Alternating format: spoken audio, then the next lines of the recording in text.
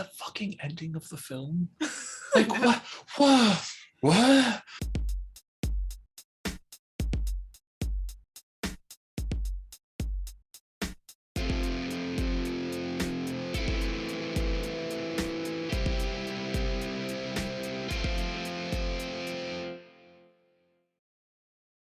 Hey folks, and welcome to Film Optimists. You're listening to part 2 of our episode with Riley about Stalker. If you enjoyed last week's episode, you are for sure in for a treat. So we are just going to hop right in here to part 2. Hope you enjoy.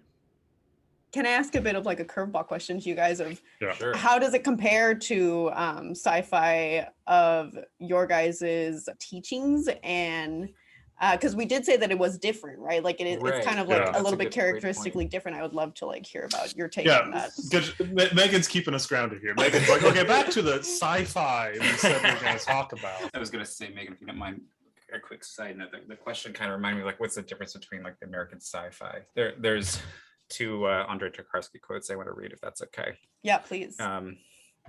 One is, relating a person to the whole world, that is the meaning of cinema. And I love that quote. Another one is when he went to, he visited America once and he went to Utah. I don't know if you folks know this. A particular part of Utah is where John Ford specifically directed a lot of the Westerns, stuff like the John Wayne shit. He wanted to see that, being a film buff, and he came out there and he saw this and he said, Americans are so vulgar. I can't believe you're shooting Westerns here. You're shooting movies about God. And when I visited Utah on my road trip out here, it's like, I really see what he means. This place is gorgeous. And this should be a setting for a more profound film. Yeah. And I think that sentiment summarizes maybe the difference from at least the sci-fi we read in the class, right? Like there was a quality difference, but a lot of like the golden age of sci-fi stuff we read, which is really fun. And I like, isn't very interested with, God or metaphysics or whatever you want to call it or anything. It was really, really curious about progress. And like how humanity would advance, and and very American version of progress. Incredibly American. I reread some of that stuff recently. It's like, this is fun, but Jesus Christ. Oh God, yeah. It's full of like, manifest destiny and through space and like interstellar colonialism kind of thing. And at least in like the golden age of sci-fi kind of stuff. And it's fun and there's cool ideas in it, but it's politically kind of hard to ignore. Yeah, but like also some of the best sci-fi does deal with real serious shit. Incredibly, and like, I mean, we mentioned Blade Runner earlier, and like the Philip K. Dick was really great, I think, about dealing with serious shit in a dark, deep way. And I don't mean to switch here. No, go ahead. But I would have a really hard time defining this movie as science fiction. Good. And that's a good point. It just doesn't fit the label to me, right? Okay. Right. Both in terms of subject matter and in terms of content. As far as like the zone itself, the zone and the room, nothing in there is scientific, right? It's magical. Like, let's just call it for what it is. It is magical, divine. But the subject matter, I've always tried to define science fiction as a genre that is concerned deeply with humanity and in terms of like where we are going. Right? Science fiction has always been and always will be inherently political in terms of like what we are doing and where we are going and how technology and our creations relate to that. I didn't get much of that from Stalker. There is a political message there. Sure. Absolutely. Like, there's no denying that. But the technological element is missing in the film to call it science fiction for me. Fair. I think you are right, and I think that's something that, I apologize because I'm blanking if it was this movie or Solaris, that the writer, I know there was two writers for this novel, but both of them were adapted from a novel, but the writer was on set and things weren't quite working. At one point, the writer says, the novelist just says, maybe we should just remove some of the sci-fi elements and not worry about it being a sci-fi film. And Tarkovsky said, you heard him, it wasn't me. He said it, and was very relieved by making a Tarkovsky movie rather than being worried about making a sci-fi genre movie. This film is about, like, it's about God, you know? Like, right. Solaris, I'll confess, I watched both of them. Oh, did you? Yeah, I did. Riley. Did you like Solaris, Riley? I did Okay. like it. I think it is very much more like stereotypically science fiction. Right. I was it's- gonna say we'd love to have you back for a Solaris episode sometime. Yeah, let's do it. I got nothing going on. Shit. I will be honest with you, like it's depending on like time of day and day of the week of which one I prefer, because I really like Stalker and Solaris. I think Solaris is a lot easier to understand. I think Yes, Solaris it is much more straightforward. You know, it's it's a lot more clearly sci-fi. Yeah, it's Okay. it's in space. You know, the subject matter is there's very a sentient planet, you know, and that's a really cool sci-fi idea. Yeah. So there you go. But that one, easy sci-fi. And, you know, it's not just the fact that it's in space. That's easy. It's the fact of like subject matter, because there's like. That's a different podcast. But anyway, I have so much to say about Solaris. Yeah, we won't get into it. We'll stick to Stalker. We gotta save it. Save it for the next episode. Yeah, save it for the next one. Get excited, folks. Well, I think that's the reason I asked the question, is just because watching this, I was like, I was taken aback that it's considered a sci-fi film, and that it seemed that industrialism was like a relic in this movie, and a lot of like the sets and stuff. It was very much like old industrialism that we saw visually, so it was really striking to see this sci-fi. This movie could be like science fiction in sense of like post-apocalyptic is science fiction. That's you know what I mean? Right, that's true. And then there's like meteorite, we don't know what it is. Yeah. True. But I think like this is a thin line here. Like I'm someone who really does enjoy genre sci-fi. Like I'm a big Star Trek fan. Yeah, as am I. Yeah, yeah, exactly. So I enjoy classic sci-fi. I will be very happy reading like a Asimov or Heinlein novel, and I get offended when someone critiques that as low art. But at the same time, Stalker, I think, is higher art. You know, just in terms of form, in terms of discussion and everything. And I think that is a distinction as a diehard sci-fi, someone who took a sci-fi class in college. That's a distinction I'm happy to make. It felt so much more student art form to me than like a genre specific to sci-fi, which is funny that it got the title of it after the fact and later in the fact. I mean, I wasn't it not very popular from what I it was buried for quite a while in Russia. You know, I think it's odd because like I think it's been in more vogue recently for us to talk about Stalker more than Solaris. Although Tarkovsky thought Solaris was his worst film, which is it's a great movie, you know? Yeah. And I will say, when you only make 7 movies and you're heavily controlled in all of them, I guess one of them has to be the bad one, but I don't think it's Solaris. And I wouldn't be surprised if the West latched on to Stalker because of its like anti-authoritarian, anti-Soviet messaging. Absolutely, there is much more clear that than there is in Solaris. That's true. Yeah. I mean, it is the movie that got him exiled. Right. So, I got a question for you two. Yeah. Would you go in the room? No. Right? I wouldn't either. Like I hate Ryder because I see myself in that guy, right? You know, it's like, God, 1,000%. It's like that's what I sound like at a party where I'm trying to talk about the new book I read or something. It's like, oh, I'm so fucking pretentious. I'm so up my own ass, man. That's why we did a podcast instead of talk to people. I was cringing every time he was dismantling the bomb, the professor, because I wanted to go off. I really thought it was gonna go off, and the fact that it didn't. I was literally like, ooh, every time I went in the water, and I was like, damn. That's you just reminded me of another one of the would-be theses of professor talking about never do an irreversible reaction on principle.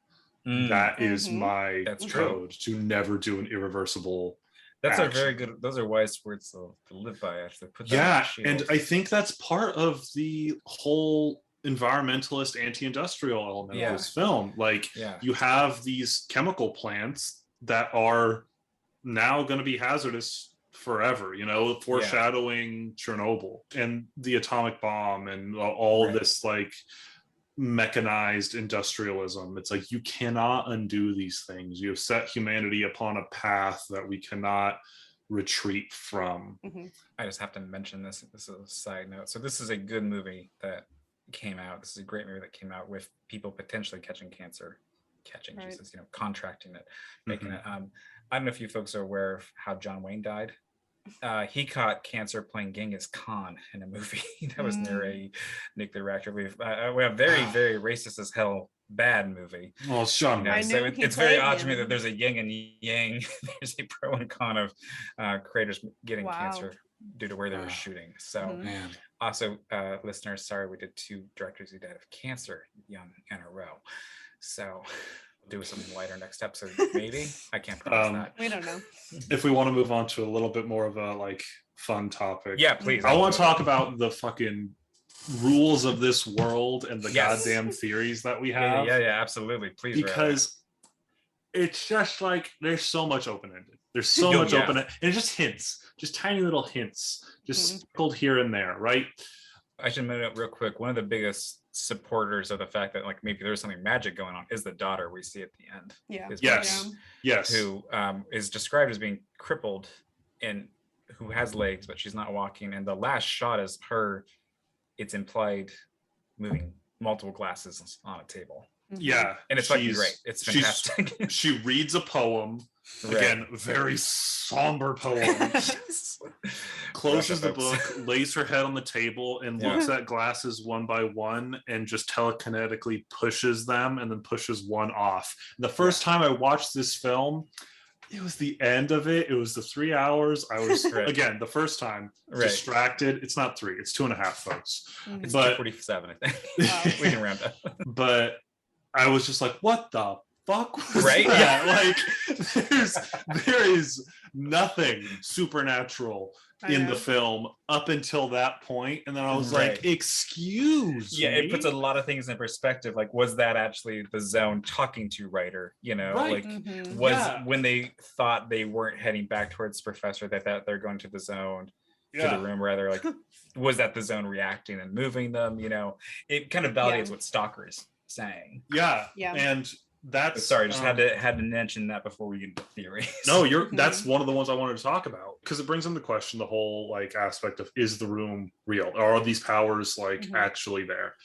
And Stalker says like, stalkers are forbidden to go into the room, and it's like, motherfucker, your child is telekinetic. I think you went in the room asking for your child to be gifted. I have to say, I agree. Like you wanted. I think you wanted a cool daughter. I don't know quite what the. You wanted a talented, successful daughter or whatever. Because how else, girl? Like how else do you explain a kid with the Force in Soviet Russia? Wow. No, I am with you there, Riley, that I think he's not being honest. The other detail that I caught was that, so at the beginning of the film, right? The beginning of the film, you have a slow panning shot of their apartment. The floor is wet. There is a table with like syringes and pills on them that his wife is staring at, and he gets up, he puts on his one pair of pants, goes to the stove furnace thing that he has, and heads out. And then she collapses on the floor after she begs him not to go. Cries and writhes in a very like manner that I don't know if it's purely emotional or if she is like suffering from substance like addiction or whatever. It's unclear. That's a good point. It is unclear, and it's certainly implied, but it's also vague enough that I don't think you're wrong to think maybe it is just emotions, And then at the end of the film, they are in a completely different building. Like they have bookshelves on bookshelves, and the bed is in a different part of the room, and the floor is like, I think it's like a wood paneled floor, and they have a dining room table that that monkey is sitting at. And it's like, okay, right before they left the zone, when the 3 of them are sitting outside of the room, Stalker says, maybe I'll just take my wife and monkey and come out here and we will live peacefully and happy. And then you have the shot of like rain falling into the room as they sit outside and watch it, you know, symbolism, but rain always has of like washing everything clean and whatnot. And then symbolism, you love to see it though. Yeah, oh, it's so good. Right. And they all come back, and his wife, who we saw last, was like cursing him almost for like making her an old hag and having nothing. And she's so relieved to have him back. When he's asleep at the end of the film, she gives a little monologue about how like she's looking directly at the camera when she gives this monologue. And it's jarring, but it's great. Yeah, she's talking about how like she met this mysterious man and he was a stalker, and he was, you know, enticing and promised her that he'd like show her things. And her mother was like, you know them, they're cursed men, you know what kind of children they have. And she's like, and it was hard, yeah, but I never regretted it. And it's like, that's a different woman than we saw at the beginning of the film. It is, yeah. And it raises questions for sure. You know, I mean, I think the most extreme question is like, did Stalker go in the room? It sounds very like pre going into the room for him and then like coming out of it, or almost like a little like staged thing. If we're like against Stalker in that way, like if we think that he is deceiving them, I don't know, it's kind of like we would need to see that as an audience member in order to believe that he is genuine. But also if he does go to the room that Riley describes, that changes everything. That's not what we were set up to believe. I also will say that I think it also doesn't read as completely out of nowhere that this is a wife very happy to have her husband back. Yeah, of course. Because like he is distressed. His physical emotions look like he has a fever, you know, and he's been put to bed and he's exhausted and he is just devastated that no one believes. And he's having that crisis, and he's very emotional about like how the world is bereft of like good people with faith. And it's hard for him because like the zone is where he's more comfortable than home. Yeah, you see his persona change so much when they hit that scene, you know, of like when everything comes to color. And we should say for the audience, like when they come back to whatever city that they're living in, it goes back to sepia. It goes back. I think the last scene is in color with the daughter with Monkey. We have great names: Monkey, Porcupine, Stalker, Writer, Professor, and Wife. But that leads to theories, because I don't think it's as simple as, oh, he thought this would look better. You know, I think there is like, is it because she's of the zone and this is a scene featuring just her that it's in color? You know, likewise, there's scenes in the zone which become sepia again, and this occurred to me in this most recent viewing. Like, is he thinking of home? Is he sad? Is he thinking of home? And that's why it's sepia again. You know what I mean? And I'm not saying that's the explanation, but like it's not a mistake. You know what I mean? This wasn't, I'm gonna slam a director here, this isn't Goddard just fucking around if it looks better. This is someone more refined than that. That sepia hits like so hard too. It does. It's very, it must have been chemical. Turned. Yes, it is chemical. That's right. Like, this is maybe one of those beautiful looking movies ever. It's just, despite it being like very dystopian imagery, it's shot so fantastically. You know, I love that Wizard of Oz moment. It made me really happy. Yes, incredibly so. So Megan, I take it you also would not go in the room. Oh yeah, well, like I said, I was hoping that bomb was going to go off. Okay. I don't want to make sure we don't miss it. Are there other theories you wanted to go over? We have to. I'm excited. No, those were the main ones, because that's like the big thing. That's like, wait a goddamn minute, that's not the same house, right? And just seeing Monkey with like telekinetic powers, I was like, okay, that's a child touched by something, you know? Right. Which is scary, you know. And I think that's a fun thing too. Like, I think she's referred to as being cursed, and like he's a priest, but she's cursed, you know, and. Wow. Megan, you and I met in early American lit class, right? Where we where a lot of our shit was witch trials and cases like that. It should have been all Puritan, like it should have been like a witch thing. It should have been. I would love to teach that class specifically. I did so much extra research for that. It's like I want to get my PhD in this shit. Really? I And also know. I've had exorcisms performed on me and they didn't work. So I feel particularly Okay, we need to talk. I need to hear that story at a I've had later multiple date. exorcisms performed on me against my will. Good Lord, will? Seth. Jeez, my will. Yeah. I'm still bisexual with depression. So Another podcast episode, folks. Right, exactly. Yeah. Against all odds, I'm still bisexual. Exactly. Yep. Didn't work, bitches. Yeah, exactly. So I felt particularly called to do the witch trial sections in that class. For anybody wondering about it, it's witchcraft is so fucking cool. Like it's really interesting. So cool. Yeah. So goddamn cool. And it's like what was just like politically what was really happening during this time is like, yeah, the rye got wet and that made everybody hallucinate. I know. So often it's something like that, or like, yeah, this lady was rich. They wanted to kill her. Yeah. Or in one case, this lady was Catholic, everyone else was Protestant. They didn't trust her because she spoke Latin. They thought that was speaking in tongues. Yeah. So it's crazy stuff. But all that to say, it was hard for me to not think about how one would react to monkey, you know, yeah. puritanical thing of like, and how that reflects on Stalker, you know, how that inverts him. Like, is he blessed? Is he cursed? Where does this power come from is always such a terrifying question in religion. And this movie, I think, really stars in that. Like, is this a good power? Is this an evil power? You know, this room. Yeah, which is, you know, very like antithetical to a Soviet environment that he's in, right? That's absolutely. all like focused on the human, right? What is man and humanity capable of? And to have this otherworldly thing brings things into question, you know? No, it's certainly easy to see why they were concerned.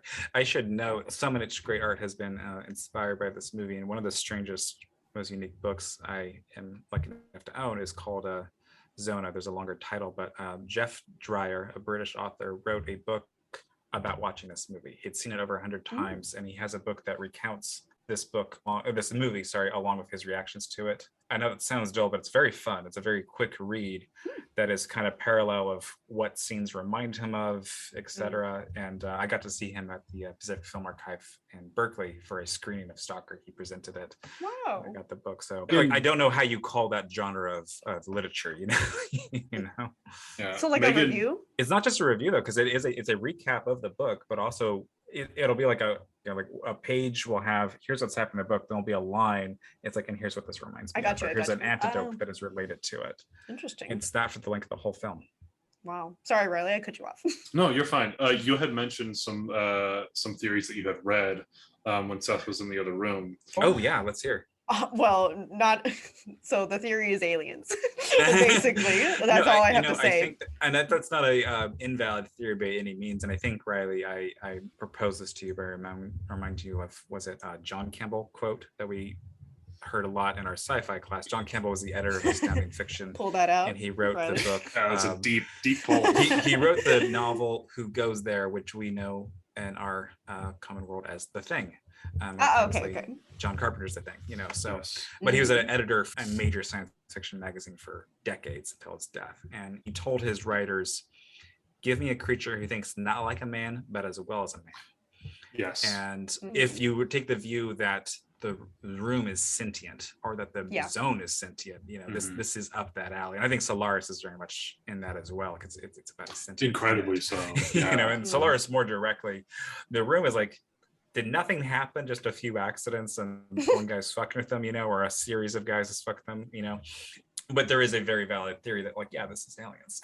Well, it also goes into this idea of like omniscience, I guess, and which, I mean, alien theory goes into that as well. Sure. But at the same time, religious theory goes into that as well. So I kind of like that. Yeah. I love that we talked about that the room is sentient. Like that actually really enhanced the movie for me. And because to make anything sentient, especially like a non-humanoid thing, gives it more characteristic of something rather than someone, which I'm all about. I think that kind of contribute for me, that slightly contributes to its like sci-fi-ness, as well as creating these things into omniscient beings, I guess. Sure. Yeah, I think the intelligence of the zone, those few scenes where writers stopped, like they hear some voice, and like if or not there is like that otherworldly wish granting element to it, you know, if it only grants the wishes of those horribly unhappy, Yeah. You know, Stalker does not seem like a very happy person. Right. He's weeping, calling himself like, yes, I am a louse, I have nothing, I am miserable. Right. If his home changed magically upon his return, that, you know, yeah. That's what it made me think about. I really do think that that happened. That's kind of my theory, is that it changed, and he either had gone to the room before or has went into it this time, like on this journey. Because we don't see them leave, and I think that's important to note. You Yeah. know, like we have the shot of them outside the room, and it's raining. You know, and then have them back in the bar. When they were back at the bar, I thought that the journey had never happened. I thought they were just still contemplating it. Rian Johnson, who Knives Out and other things, he had a great little like interview on Criterion Collection about this, and he mentioned like this is a movie that leans back enough that it really demands that you lean in. Sure. And I think that's really true. So I'm very happy watching a blockbuster movie and just enjoying it at face value. That's great. That's a fantastic experience. This is not that movie. You know, this is, you gotta get a notebook. And I'm glad you said that. That reminded me of like one of the things that why I think this movie needs a second viewing. It is so opposite to the types of like media that we consume now, that we grew up watching. It's a movie that does not say too much, right? And there's a lot of different opinions among like the lit realm of writers and things. Everyone has an opinion on you need to be direct, you need to not be direct. Whatever the truth is doesn't matter. This is not a movie that says what it believes right out the gate. If Tarkovsky like has that element of he's open to interpretations, that is very much felt in this film. You have to watch it a couple times to get like it's leading you many different places, you know, it's asking many different types of questions, but it never directly says what it believes. And I think that's one of the best elements in this. You know, some pieces need a thesis. This does not. This heavily benefits from not having one given to you. Seth, it reminds me of Picnic at Hanging Rock. Like it's another absolutely. theme. There's a theme for the type of movies we like. And, I fully agree, Riley, and I agree with you as well, Megan. But I think it's a movie that also has great conversations. There's a lot of great dialogues between the trio about the. I mean, at one point they have a beautiful conversation about what music is. You know, and I love that, you know, and that's not going to be for everybody, but like I would rather hear dialogue about what is the essence of music and what does it mean to us and what does this poem mean to you than we got to say the president or whatever. We got to get to Alpha Base to kill Charlie or whatever it is, you know. Absolutely. I think on the note of this is not like other things, I'm going to hit with some quick factoids. We noted that this is a lot of long shots in this movie. So I crunched the numbers. I went to the website that crunched the numbers. There's 142 shots in this film. And for comparison, the average movie has well over 1,000. This movie has the average shot length of over 4 minutes. Sorry, of over a minute, the longest shot being over 4 minutes. And the average shot length, the average shot length in an average movie is 2.5 seconds. So you're viewing a movie differently when you're viewing it like that. I'm not saying long shots are always the right call, but when you want to actually really be dwelling about what's being discussed, this is a great way to make a movie. This is a movie that does draw you in, that does, like Rian Johnson said, make you lean in. I don't want to say all modern movies are crap. That's the whole idea of this podcast called Film Optimist, is I don't believe that. You know, I think if you were ever upset about whatever is at your local movie theater, you think there's no good movies, just remember there's well over 100 years of great movies to watch. So if you're bored with Marvel at the time, go back and watch something Russian from the 70s. It's why it speaks to the medium of film in general also, is they are just so haunting. Like these scenes are haunting, and simple imagery can be really, really engaging as well, and a triumph of like art, which is what film I think was trying to portray in general. So it's really it's just amazing that, and I also enjoy that it puts a lot of faith in audiences, and it's not saying like you're stupid, like no, you have to think about this, and it's playing on your audience's emotions, humanistic emotions, so much. So to put faith in that is really, really interesting to me. And it's like, and it does work. Like you can make so many connections that way, and so many just have filmic elements that feel so meaningful. That is what will always like warm my heart about films like these. Absolutely. Yeah, when I was taking my notes, I felt like I felt almost embarrassed because I was like, man, I'm talking about the most basic stuff of just here's imagery, here's symbolism. Important, man. But No, that's not basic. But this film does like the fundamentals so well. Yeah, right. it does. The characters are so incredible. The setting Yeah. is so incredible. The imagery is so incredible. The cinematography, every just like it doesn't try to do anything fancy. Yeah. Right. Right. It just knows what it's doing and does it incredibly well. That's And right. one thing I just want to note, like you look at a counterpart, you could say, to Tarkovsky was Ingmar Bergman, who's a friend of his who actually came out well before Tarkovsky, but absolutely loved Tarkovsky. And he's a Swedish director who was active for much longer, didn't die to the 2000s, who is also a poster boy for film. And among the reasons he kept working is because he worked in Sweden. You know, he never had trouble getting a budget. He never had trouble getting a budget because he was also doing a relatively simple but beautiful, profound movie. And I think that's something that we might miss. And when folks say, what's wrong with the Marvel movies? It's like, well, there's 6 Marvel movies coming out in a year. We're not getting enough attention to a small movie that could be like this. You know, a movie that costs like $10 million by today's standards, that is much more profound. And it's gonna sink because it's coming out the same week as the Eternals 3, you know. And I enjoy the Marvel movies. I'm not saying there's no place for them, but that's where the concern comes up. It's like if something is dominating theater so much, we're not getting this really, really good, deeper shit. And I think that's the issue, right? I think like in terms of science fiction, like genre receives so much criticism because that is science fiction to the canon heads. Science fiction is Marvel, and it's like no. Marvel movies are purely for consumerism. Marvel movies, like that type of science fiction, is purely it has no message, right? It's just like we argue it's like their own genre. I'm getting a little political here. No, that's cut it out, right? This is very welcome, Riley. Like, but I think if you don't mind me interrupting you real quick, Riley, like Megan, you saw Boots Riley speak at St. Mary's, and Boots Riley, known communist, known filmmaker, and rapper. Did you not know that, Megan? He's very open. He's very political, but I did know that. Sorry. All art is political. You just don't notice if it's reinforcing the status quo. And so I think Marvel movies are political in that. Incredibly, they are saying like it's really great that the U.S. military is everywhere. You know, Seth, dude, we got to talk more. That you like got right there. I was gonna say like Marvel movies have no visible message, but it's that vapid neoliberalist military, well-meant imperialist messaging, right? And it's.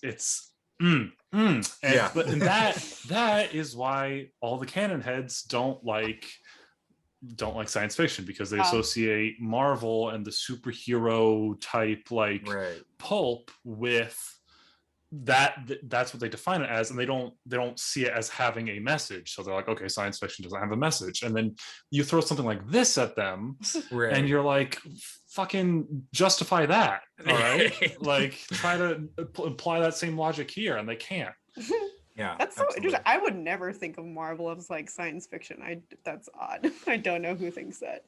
I was trying to like find some recommendations, right, for like more science fiction movies, and I was like racking my brain. I'm like, man, what have I seen? And I like did a quick Google search, and I'm like, okay, like what are the most critically acclaimed science fiction movies? So like what's the most popular science fiction movies right now?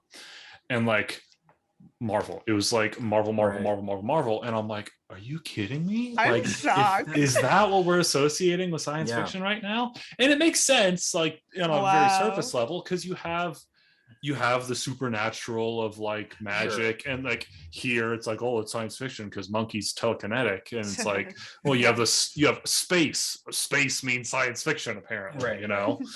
I'd love to get into our recommendations too of like Yes. of Let's do it. Yeah. So if it's okay, folks, I was suggesting, because we try to do 2 recommendations, an older sci-fi and a newer sci-fi. And sorry if you guys didn't see that, if I'm springing this on you. No, I got it. We're good. Well, Seth, I gasped when you said Boots Riley because it threw me to what I'm going to recommend for sure for my new one. But my old one, I mean, I'm more of like the classic girl here, and so coming into it, the one that I had that like popped into my mind, which very much like a popcorn flick, but my older recommendation is always going to be Close Encounters of the Third Kind, because I'm a alien girl too, and that was an important one for me, I think. Also in terms of texture in films, which I just really am about, like set design, and that was amazing for it. But exciting. I'm more excited about my more recent pick because when Seth mentioned Boots Riley, he did literally my new favorite movie, I think, of all time. It's still going to be on there, which is Sorry to Bother You. You have to check it out. It's a non-genre basically, but it has science fiction elements in it. I can't believe I didn't think about that. But yes, folks, check out Boots Riley's Sorry to Bother You, which was I think predominantly shot in Oakland. Yeah. And it was shot in Oakland, Bay Area. Bay Area. Born and bred. I'm kicking myself that I didn't go to his like speaking when we were at school. I was so mad I missed it. I had work and Isabel's pissed at me that I didn't go because she was like, let's go, get your ticket, and then I like went to buy my tickets and they were sold out, so she went alone, and I was like, was it good? She was like, yeah, it was fantastic, asshole. I'm like, well, Riley, you and I are both living vicarously through Megan and Isabel now. Yeah. I thought you went, Seth. Like, no, I missed it. Yeah. Oh my god. That's why I grilled you so much about it. I'm a huge fan of Boots Riley too. Like I've listened to a lot of his. That film was insane. Like I loved it so much. And I think that like you said, it's the sci-fi elements are maybe later in there, but also it's got the core of sci-fi being deeply political. Yeah. And being about US, being about like you were saying, really, that to me is maybe more arguably sci-fi than Stalker, you know. I was gonna say real quick, Megan, what was the first thing you said? Close Encounters of the Third Kind. Yes, so that was my I watched that like fairly late in life as an adult. I actually only watched it because Francois Truffaut, the French director's in there, and he's great. He's one of the characters, but like that held up really well. And I think that was my understanding in film history, one of the first, like, the aliens aren't bad movie, you know, which Spielberg has made such a thing out of, especially with E.T. So the aliens are a little like, the actual look of the aliens are not my, my top wheelhouse or anything, but I like the film. I do. It's important to me. Yeah, no, it's a good one. Riley, you mind going next? Yeah, totally. So a newer film that I would recommend everyone see is Blade Runner 2049. I am a huge fan of this film.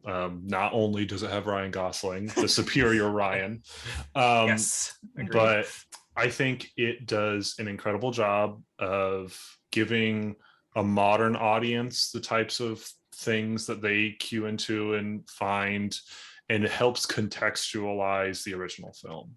I had seen the original Blade Runner first, and that movie is equally like difficult to get into for a modern audience. I may be, a millennial Gen Z person speaking here, but the first time I watched it, it's also the theatrical version that's hard because the way they filmed it was incredibly difficult. They had a weird Harrison Ford like noir monologue that just did not the fit. Final Cut's a radically different movie. So I recommend checking that out if you haven't seen that. Yeah, and I think watching Blade Runner 2049 helps introduce the ideas to a modern audience that the original Blade Runner really delves into. An equally beautiful film. The cinematography is incredible. The acting is superb. The ideas presented are so well done. References many things. Just incredible film. Good. Top to bottom. On the note of referencing things, this is the type of nerd I am. I had to look like what's the grounding test they do for Ryan Gosling. Yep. Like you're at a baseline.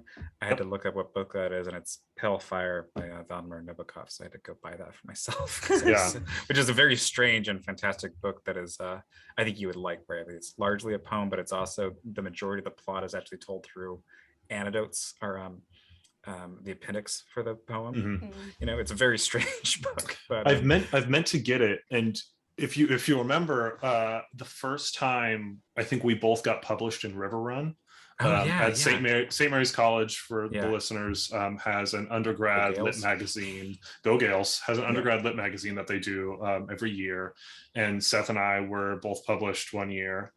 And my poem that was titled Baseline, That's and right. it was written and styled after that scene, right? And I had meant to pick up Pale Fire, but incredible, like so good. So that's a fantastic movie. Yeah, absolutely agreed. And I think there's only a handful of great sci-fi sequels out there, and we've. I hope this continues, but like Mad Max Fury Road is the best Mad Max movie, and I will fight anybody on that. I love you so much. So glad we're hanging out post college. And Blade Runner 2049 is fantastic as well, and very odd for a sequel to come out decades later. And to be so faithful to the original, right? Well, especially Blade Runner, it's not the same director. I apologize, I always struggle pronouncing his name, but it's Denis Villeneuve, I believe, or something like that. He directed Arrival, he directed Dune. Great sci-fi director, absolutely fantastic genre. I mean, he does other things, but his sci-fi has been among the most interesting sci-fi in the last few years. The older film that I was going to recommend people watch is Akira. It's an anime film by Katsuhiro Otomo, another like incredible political sci-fi about it's anti-war, it's anti-nuclear. It's a very, very sci-fi thing, it's got scenes of body horror without spoiling too much, of like human experimentation and that kind of stuff. And it's an incredible film that again has influenced so much that has come after it. You will recognize characters and scenes that are heavily inspired by Akira shots. The animation is gorgeous, Oh, absolutely. That's a fantastic movie. I fully agree with that recommendation, Riley. I was gonna say, I think it's also, I think for us as Westerners, particularly Americans, it's important to watch a Japanese movie that deals with nuclear. Absolutely. They have as you can imagine, a very different association with it and relationship to nuclear power. And I think that's something we kind of owe it to ourselves to learn more about, to be honest. And it's not sci-fi, but it's associated with Akira. After you go watch Akira, you should absolutely go watch Grave of the Fireflies if you're willing to cry a lot. If they're listening to us, they should be. All right. Well, my recommendations for an older movie is going to be, I was going to do Solaris, but if we're going to do Solaris another episode with you, Riley, I won't talk about it too much now. It's going to be, I'm ready. You're on the hook. It's going to be Alien, because Alien is a great sci-fi horror movie. And while I like the sequel, I like other things. What I don't think people realize is so fucking great about Alien is it's not scientists in space, it's not Marines in space, it's truckers in space. It's low wage employees dealing with the fact that their employer expected them to die horribly. If only they had a union. Exactly. No, seriously, this is a very pro-union movie, and you got really great trucker-looking people like Harry Dean Stanton. You have John Hurt. I'm not gonna apologize for spoiling a movie that came out in the 80s or 79, I think. The chest burster scene, no one else knew that was gonna happen except John Hurt when they filmed it that day. Wow. So, everybody's reaction is very genuine. So great movie that still holds up as a fantastic horror movie, but also really does have this sci-fi element of being very politically charged. This is an evil corporation in space. A modern movie is Ad Astra. Have you folks seen that one?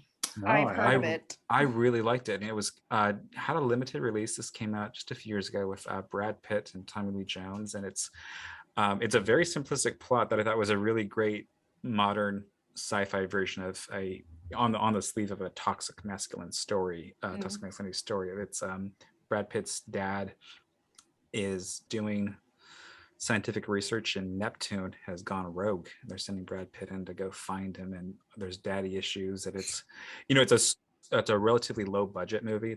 I don't remember what it is. I think it's more like 40 to 30 million or something, but like the effects still look great. It's still pretty simplistic, but it's at the end of the day about a guy trying to finally confront his dad. And I think that held up really well. but also Tommy Lee Jones's character, and raises some interesting questions about how important is research. What's our moral obligation to research versus to each other? Yeah.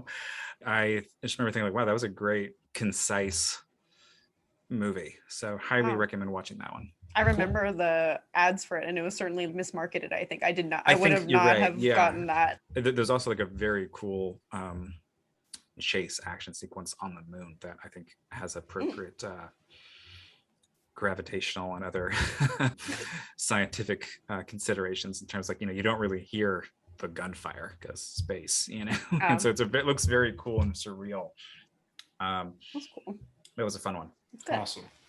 I'll have to look it up. I haven't heard of it, but I'll definitely. It was not on people's radars. It was, it'll go on the ever-growing list. Yes.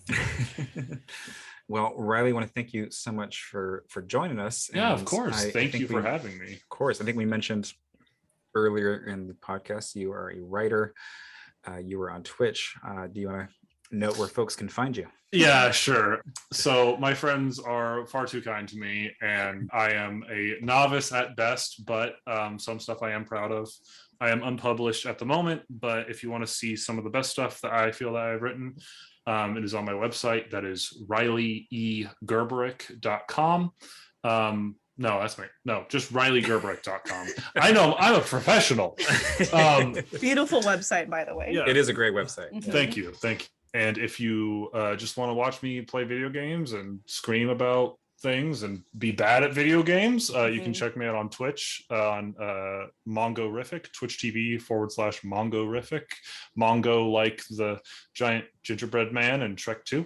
I was going to guess Blazing Saddles. So also Blazing Saddles. Right, okay. Yeah. Oh, wow. Yeah, but yeah, same thing on Twitter. Whatever. I'm just hanging out, being loud. I want to say, folks, he has Don't Let Him Undersell You. He has fantastic writings, particularly love your poetry. And I was reading through your essay sections earlier, and your essay on the problem with Fenn really stood out. As a perfect thing to note for this episode as well. If anybody, as they should, was unsatisfied with the Star Wars trilogy, another episode. Another trilogy that has no message, unfortunately. Yes. Yeah. I think the biggest continuous problem is just that there was not concise planning for all three of those episodes, which is crazy for something as big of a property as Star Wars, that there was not a linear plot, and it really shows by episode 3. Yeah. Yep. And for a long time, I thought I was like so invested in Star Wars, and then it's like, I can be invested in good writing, and I can be invested Star Trek Deep Space Nine is going to be the show for you. I'm having such a hard time getting through the first season. This first season's rough. It gets a lot better by season 3. Yeah. But there's still some good episodes in there, but like it takes, definitely. Honestly, there's a great visual cue. Once you have Avery Brooks, Sisko with the bald head, it's the writers have more control. Yeah. Yep. So, sorry, Megan and listeners. Please. Seth and I will talk our own. I'm telling you, Riley, we need your own podcast episode so you guys can talk more about it. Just the strictly sci-fi podcast. Please stay home and not get COVID. Let's do it. Yeah. All right, everyone. I want to thank you for listening. We want to thank our guest, Riley. You're welcome back anytime, Riley. Thank you so much. This was a blast. Let's do it. I'm so glad to hear that. And folks, I just want to give a quick shout out to Megan, who designed our website, who got all the technical mumbo shit that is beyond me to get us uploaded, and does our editing. So thank you, Megan. Does all the hard work so we can have fun. It's my pleasure. Oh, thank you, dude. All right. Well, we've been Film Optimists, and you've been our listeners. Thanks, folks. Stay safe out there, folks. Take care.